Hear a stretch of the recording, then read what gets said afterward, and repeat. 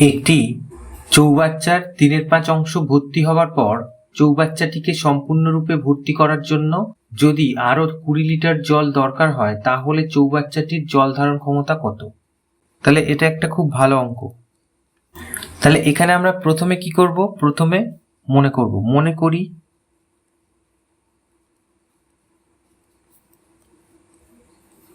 সমগ্র চৌবাচ্চাটি সমান সমান 1 অংশ। তাহলে এখানে বলেছে 3/5 অংশ ভর্তি হওয়ার পর চৌবাচ্চাটিতে মানে আরো 20 লিটার জল দিতে হয় ভর্তি করার জন্য। তাহলে 3/5 অংশ যদি 1 অংশ থেকে বাদ দেই তাহলে যে অংশটা থাকবে সেই অংশটা ভর্তি করার জন্য 20 লিটার জল দরকার। তাহলে সেই অংশ আর 20 লিটার জল দুটো একই। তাহলে আমরা এবার লিখি যে 3/5 অংশ ভর্তি করার পর বাকি অংশ।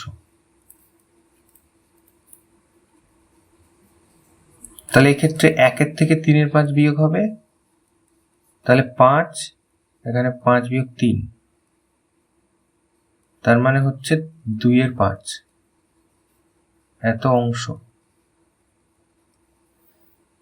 তাহলে এইবার আমরা প্রশ্নানুসারে বলে লিখব যে প্রশ্নানুসারে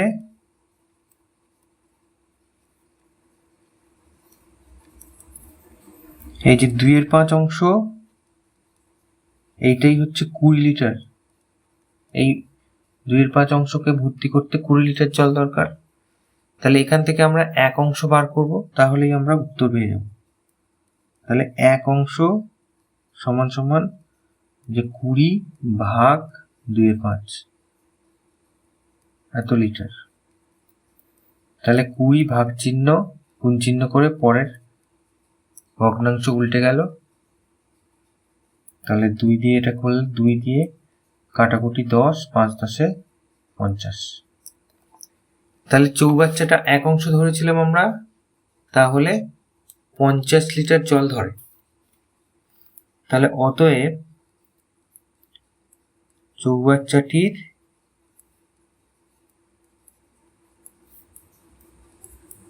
জল ধারণ ক্ষমতা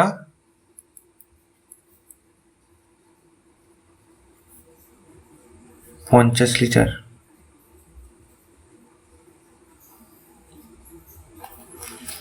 এটা তাহলে উত্তর।